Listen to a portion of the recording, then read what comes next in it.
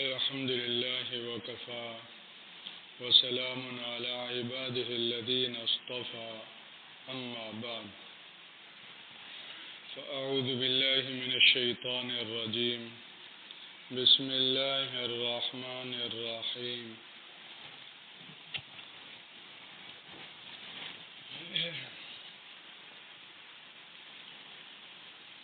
اليوم يئس الذين كفروا من دينكم فلا تخشوهم واخشون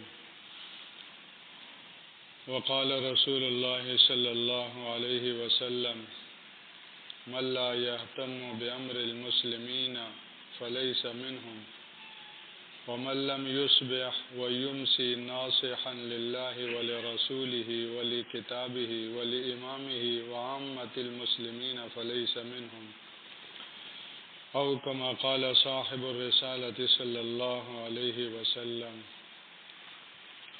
اللهم صل على سيدنا ومولانا محمد وعلى آل سيدنا ومولانا محمد وبارك وسلم.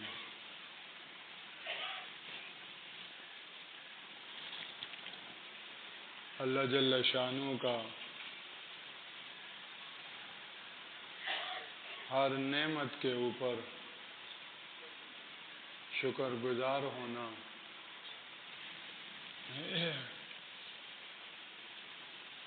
یہ ہر بندے اور بندی پر لازم ہے، اور اللہ جل شانہ کی نعمتوں کا کوئی شمار نہیں، بے حد و حساب اس کی نعمتیں ہیں، جس کا لازمی تقاضا یہ ہے کہ ہماری شکر گزاری کی بھی کوئی انتہا نہ ہو۔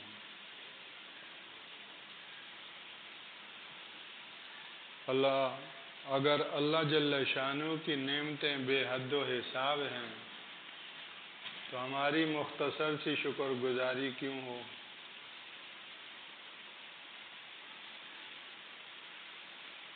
ایسے لوگ جو سراپا ہمہ وقت اللہ جل شانہ کے احسانات اور اس کی نعمتوں کے سامنے دبے رہتے ہیں، اس کا ان کو استحضار رہتا ہے، اور اپنے قلب و قالب سے اللہ کے شکر گزار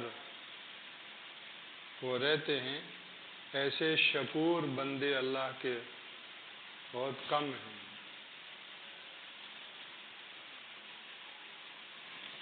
چنانچہ سیدنا حضرت داؤد علیہ السلام اور ان کے خاندان اور گھرانے کو حکم دیا کہ میرا شکر ادا کرو، اعملوا آل داؤد شکرا۔ تو آگے ارشاد فرمایا وَقَلِيلٌ مِّنْ عِبَادِيَ الشَّكُورُ، کہ میرے انتہائی شکر گزار بندے کم ہیں۔ شکور یہ شاکر سے آگے کا درجہ ہے، شاکر شکر گزار، شکور بہت شکر گزار، مبالغے کا صیغہ ہے۔ اس لیے اللہ کے رسول صلی اللہ علیہ وسلم اللہ کا شکر گزار بندہ بننا ہی نہیں مانگتے تھے، بلکہ بہت شکر گزار بندہ بننا مانگتے تھے۔ مناجات مقبول کی دعاؤں میں ہے، ہمیں مناجات مقبول کا اہتمام کرنا چاہیے۔ بعض لوگ کہتے ہیں ہمیں تو مانگنا ہی نہیں آتا، تو یہ کہہ کر ہم فارغ تو نہیں ہوگے، بس یہ کہہ دیا کہ ہمیں تو مانگنا نہیں آتا، تو اب بن مانگے زندگی گزرے گی؟ اللہ کو مانگنا پسند ہے، اور مانگنے اور دعا سے زیادہ اللہ کے ہاں کوئی معزز عمل نہیں۔ لیس شیء اکرم علی اللہ من الدعاء کما قال، دعا کا اللہ جل شانہ کے ہاں بڑا مقام ہے۔ بے دعا زندگی تو پھیکی ہے، زندگی کی رونق تو اللہ سے مانگنا ہے۔ تو اگر ہمیں مانگنا نہیں آتا اور واقعتاً ہمیں اس کا احساس ہے کہ ہمیں مانگنا نہیں آتا، تو ہمیں قرآن پاک کی انتہائی مقبول دعاؤں کی صورت میں، رسول اللہ صلی اللہ علیہ وسلم کی ماثور انتہائی مقبول مستجاب دعاؤں کی صورت میں دعاؤں کا بڑا ذخیرہ دے دیا گیا ہے، وہ مانگ لو۔ حضرت حکیم الامت تھانوی قدس اللہ سرہ نے قرآن و حدیث کی ان دعاؤں کو جمع کیا اور اس کا نام بھی مناجات مقبول رکھا، یعنی وہ دعائیں، وہ مناجات جو مقبول ہیں، کہ سب سے زیادہ مستجاب اور مقبول دعائیں قرآنی ہیں یا پھر اس کے بعد احادیث مبارکہ کی ہیں۔ قرآنی دعائیں اللہ کا کلام ہیں، حدیثی دعائیں رسول پاک صلی اللہ علیہ وسلم کی زبان نبوت سے ادا ہوئی دعائیں ہیں۔ تو جن دعاؤں کے پیچھے نبوت کی زبان استعمال ہوئی ہو، جن دعاؤں کے پیچھے نبوت کا علم اور نبوت کی سمجھ وہ محرک ہو، وہ دعائیں کتنی جامع ہوں گی اور کتنی مقبول اور اللہ کے ہاں کتنی برگزیدہ مستجاب ہوں گی۔ اور قرآن و حدیث کی ان دعاؤں کو جمع کر کے ہماری آسانی کے لیے ان کو 7 حصوں میں تقسیم کر دیا، ہفتہ، اتوار، پیر، منگل، بدھ، جمعرات، جمعہ۔ تو مناجات مقبول میں یہ ساری گویا کہ قرآن و حدیث کی دعائیں، یہ اگر ہم اس کا اہتمام رکھیں تو ایک ہفتے میں وہ ساری دعائیں ہماری دعا بن سکتی ہیں۔ تو انہی میں ایک دعا یہ بھی ہے کہ اللہ کے رسول صلی اللہ علیہ وسلم یہ دعا مانگتے تھے، رب اجعلنی لک ذکارا لک شکارا لک رہابا لک مطوعا لک مطیعا الیک مخبتا الیک اواہا منیبا۔ کیا مانگا؟ رب اجعلنی لک ذکارا لک شکارا، اے میرے رب مجھے ایسا بنا دے کہ میں تجھے بہت یاد کرنے والا بن جاؤں۔ اللہ کے رسول صلی اللہ علیہ وسلم کو کس درجے کی یاد الہی حاصل ہوگی، لیکن اس پر اکتفا نہیں ہے۔ جامع ترمذی کی حدیث میں آتا ہے کہ آپ ہمہ وقت اللہ کا ذکر کرنے والے تھے۔ کان رسول اللہ صلی اللہ علیہ وسلم یذکر اللہ علی کل احیانہ او کما قال۔ تو پھر بھی دعا مانگ رہے ہیں، رب اجعلنی لک ذکارا، اے اللہ مجھے بہت اپنا یاد کرنے والا بنا دے۔ اور یہ ذکر بھی ایسی نعمت ہے کہ یہ بغیر توفیق الہی کے اور بغیر اللہ کی دستگیری کے یہ صفت حاصل نہیں ہوتی۔ اس لیے معاذ ابن جبل رضی اللہ تعالیٰ عنہ کا ہاتھ پکڑ کر ان کو ایک دعا تعلیم فرمائی کہ ہر فرض نماز کے بعد اے معاذ اس دعا کا اہتمام رکھنا، اللہم اعنی علی ذکرک و شکرک و حسن عبادتک۔ اے میرے رب 3 چیزوں میں میری مدد فرما۔ اللہم اعنی، اے میرے رب میری مدد فرما، علی ذکرک، اس بات پر کہ میں تجھے یاد رکھوں۔ یہ دنیا کی فضا کی تاثیری غفلت ہے، یہ بازار اور مارکیٹ کی تاثیری غفلت ہے، یہ گھر میں بیوی بچوں میں لگنے کی تاثیری غفلت ہے۔ کچھ بھی نہ ہو، آدمی فارغ ہو، اس فارغ رہنے کی تاثیر بھی غفلت ہے، غفلت سے آدمی بچ نہیں پاتا۔ اس لیے میرے رب چاروں طرف اپنی طرف متوجہ کرنے والے احوال ہوں، چاروں طرف اپنی طرف متوجہ کرنے والے ایسے پرکشش گویا کہ مناظر ہوں جو تو اسے غافل کر لیں۔ کہ اللہ ان غفلتوں کے مقابلے میں میری مدد فرما کہ میں تجھے یاد رکھوں تو اسے غافل نہ رہوں۔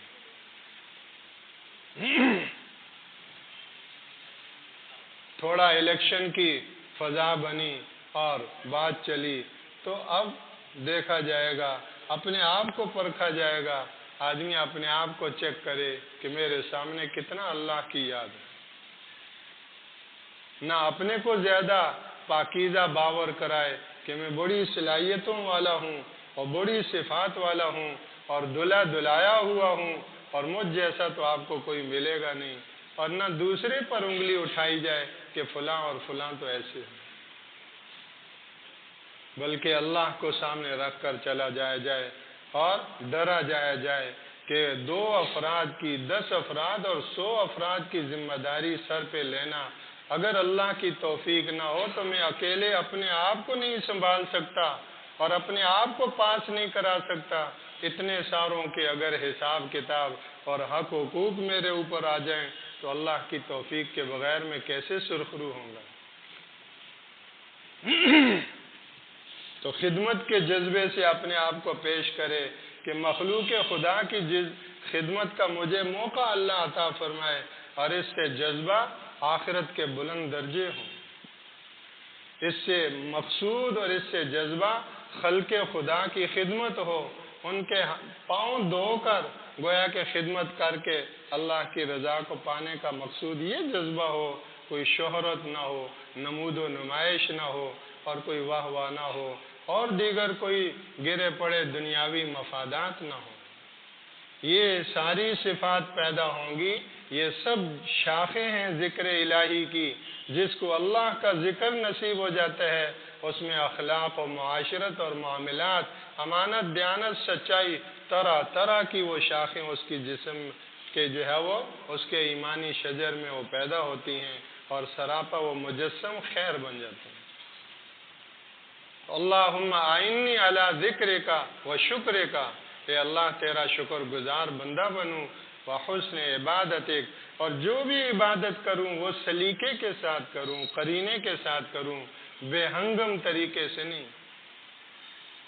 اب وضو خانہ ہے، وہاں نماز کا کیا موقع ہے اور وہاں نماز کیسی نماز ہوگی؟ نماز بہت معزز چیز ہے۔ اگر میں کسی شادی میں گیا، کسی تقریب میں گیا، کہیں جوتوں میں مجھے کرسی لگا دی، یہاں بیٹھو، میں کہوں گا میری توہین کر دی، مجھے تو آگے کسی اچھی صاف ستھری جگہ میں بٹھایا جاتا۔ تو میری عزت ہے، مجھے اپنی عزت سمجھ میں آتی ہے، نماز کی کوئی عزت نہیں، وہ کہیں بھی پڑھ لیں۔ نماز کا اکرام، نماز کی عزت باوقار جگہ پہ، صاف ستھری پاکیزہ جگہ پہ نماز پڑھے کہ سجدے کا لطف آئے، کوئی کھٹکا نہ ہو کہ ادھر سے کسی کا راستہ رک جائے گا اور ادھر سے کوئی گزرے گا اور ہر طرح کے گیلے اور پاؤں پڑتے ہیں۔ تو نماز کا اکرام، اللہم اعنی علی ذکرک و شکرک و حسن عبادتک، کہ نماز ہو تو سلیقے کی ہو، قرینے کی ہو، پتہ چلے کہ ہاں یہ اللہ کی بارگاہ میں حاضر ہے اور اللہ سے باتیں کر رہا ہے، اللہ سے مناجات ہو رہی ہے، دیکھنے والے کے دل میں اللہ کی عظمت پیدا ہو، کیسے یہ اللہ کے سامنے مٹا جا رہا ہے، کیسے اللہ سے راز و مناجات میں لگا ہوا ہے، ایک اللہ اکبر تکبیر کہی اس نے مخلوق کے تعلق کو حرام کر دیا، اس کا نام ہی تکبیر تحریمہ ہے۔ تو پتہ چلے کہ مخلوق سے کٹا ہوا ہے، خالق سے جوڑا ہوا ہے۔ میری نماز ایسی تعلق مع اللہ والی کہ میرے آگے سے گزرنے کو منع کر دیا اور گزرنے والے کو اتنا گناہ ہوا کہ اگر اس کو پتہ چلے تو مہینوں کھڑا رہے، اس لیے کہ اس کے گزرنے کی وجہ سے میرے اس تعلق مع اللہ اور اس اللہ کی طرف جو توجہ ہے اس میں فرق آئے گا۔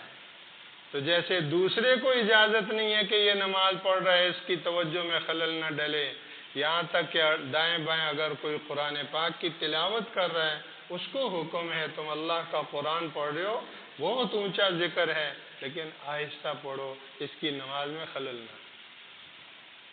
تو جب دوسروں کو اتنا میری نماز کے حوالے سے سنجیدہ کیا جا رہا ہے تو میں خود جو ہے وہ صدر میں گھوم رہا ہوں نماز کے اندر، مجھے خود بھی اپنی نماز کا یہ خیال کرنا چاہیے کہ میں بھی نماز کے اندر اس تعلق مع اللہ اور اللہ کی طرف توجہ کے خلاف کوئی خیال نہ لاؤں۔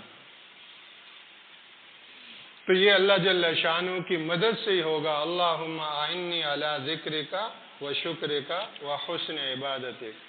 تو رسول پاک صلی اللہ علیہ وسلم نے دعا مانگی، رب اجعلنی لک ذکارا لک شکارا، اے میرے رب مجھے ایسا بنا دے کہ تیرا بہت شکر ادا کرنے والا بن جاؤں.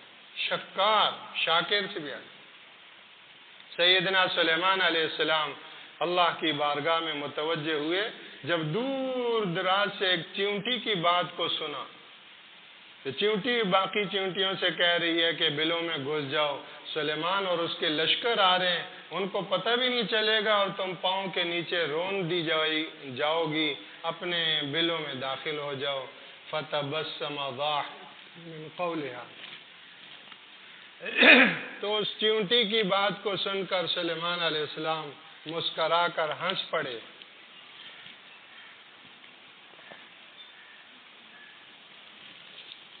اور فوراً اللہ کی طرف متوجہ ہوئے. وقال رب اوزعنی ان اشکر نعمتک التی انعمت علی. اور یہ دعا کی کہ میرے رب مجھے اس کا پابند بنا دے کہ تیری ہر اس نعمت کا میں شکر ادا کرنے والا بنوں جو مجھ پر ہوئی، میرے والدین پر ہوئی. وَأَنْ أَعْمَلَ صَالِحًا تَرْضَىٰ. ایسے اچھے کام کروں کہ جو تجھے پسند ہوں. تو اللہ جل وعلا کی ہر نعمت کے اوپر ہم اللہ کا شکر ادا کریں. اللہ کی نعمتیں ان کا کوئی شمار نہیں، تو ہماری شکر گزاری وہ بڑھتی جائے. سب سے بڑی جو اللہ کی نعمت ہے وہ اسلام ہے. اس نعمت کی بلندیوں کو ہم دیکھیں، کوئی اس کا سرا نہیں. اتنی عظیم بلند ترین اللہ کی نعمت ہے اسلام. اسلام کے بغیر تو آدمی جانوروں سے بھی بدتر ہے، چاہے جو بھی ہو. تو اللہ جل وعلا نے مجھے اسلام کی دولت عطا فرمائی. میرے بھائیوں، پورے سراپا وجود کے ساتھ اللہ کے اس نعمت عظمیٰ پر ہمیں اللہ کا شکر ادا کرنا چاہیے. الحمدللہ علی نعمت الاسلام. اور اللہ کا شکر ادا کرتے ہوئے اس پر فخر ہو. وقال اننی من المسلمین. اور اسلام کے ناطے اس عظیم اسلام کی نعمت میں شرقاً غرباً شمالاً جنوباً پوری دنیا میں اس اسلام کے رشتے اور ناطے سب سے تعلق ہو جو اسلام کی لڑی میں پروئے ہوئے. اللہ کے رسول صلی اللہ علیہ وسلم نے بندے کے اسلام کے مقبول ہونے کی ایک علامت بیان فرمائی کہ آدمی کے اسلام کے مقبول اور معتبر ہونے کی علامت کیا ہے. جو حدیث پاک تلاوت کی گئی اس میں اللہ کے رسول صلی اللہ علیہ وسلم کا ارشاد عالی سیدنا حضرت حذیفہ رضی اللہ تعالیٰ عنہ روایت کرتے ہیں کہ آپ نے ارشاد فرمایا من لا یہتم بامر المسلمین فلیس منہم. کہ جو مسلمانوں کے معاملات سے لا تعلق ہے، مسلمانوں کے معاملات کی اس کو کوئی فکر نہیں، مسلمانوں کے معاملات سے کوئی تعلق نہیں رکھتا، فرمایا وہ مسلمانوں میں سے نہیں. جب اللہ نے مجھے اسلام کی دولت عطا فرمائی تو میری سوچوں کی بنیاد اسلام ہو. اسلام کی بنیاد پر ساری امت کے لیے سوچوں، پوری امت کے لیے فکر مند رکھوں. سارے کے سارے مسلمان ایک جسم کی مانند ہیں، ایک جسم کی مانند.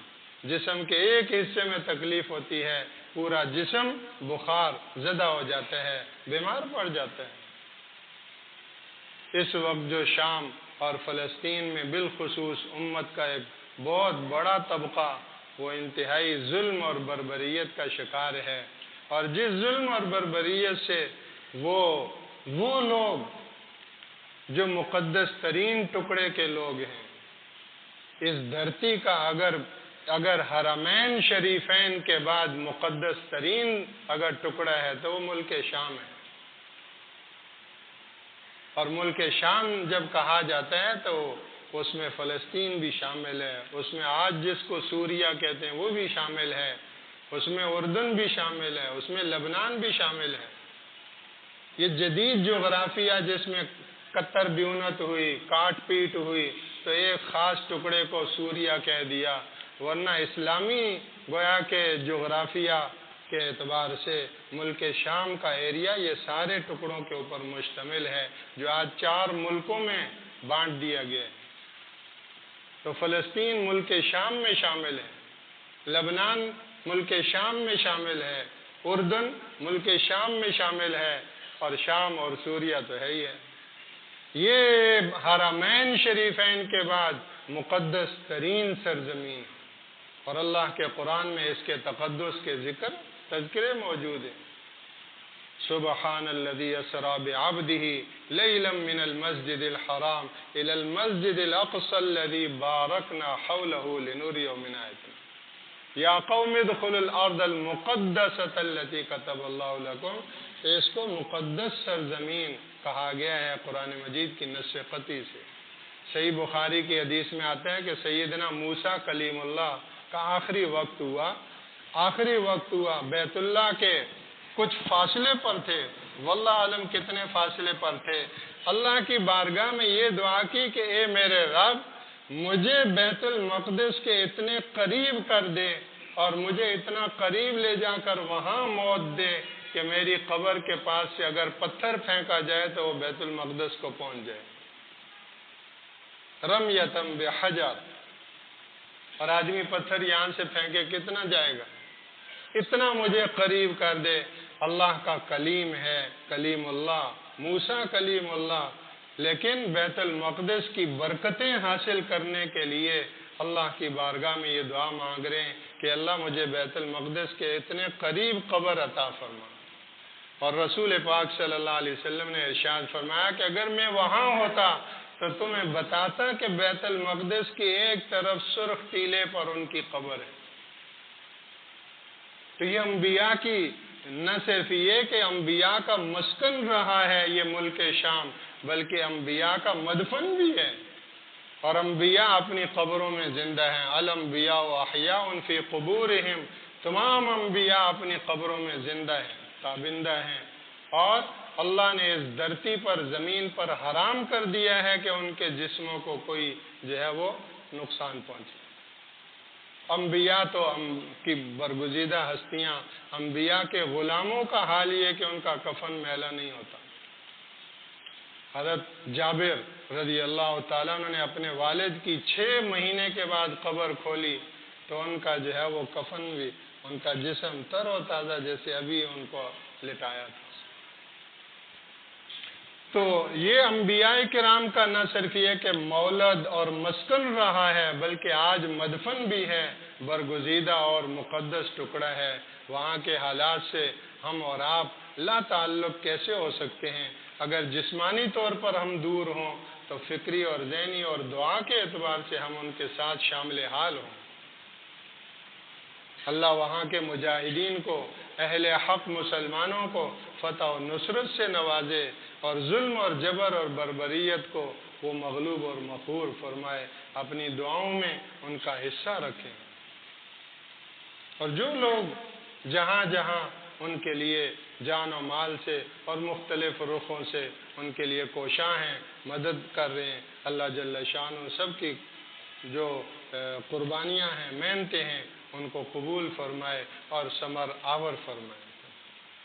تو اللہ کے رسول صلی اللہ علیہ وسلم کے ارشاد کے بموجب من لا یہتم بامر المسلمین فلیس منہم، اپنے اسلام کی قبولیت کی یہ علامت اپنے آپ کو چیک کرنا چاہیے کہ مجھے امت کی کتنی فکر ہے، مسلمانوں کی کتنی فکر ہے۔ اللہ جل شانہ یہ فکر ہمیں نصیب فرمائے۔ جب یہ عالی فکر اللہ عطا کرے گا پھر گری پڑی فکروں سے اللہ پاک کر دے گا۔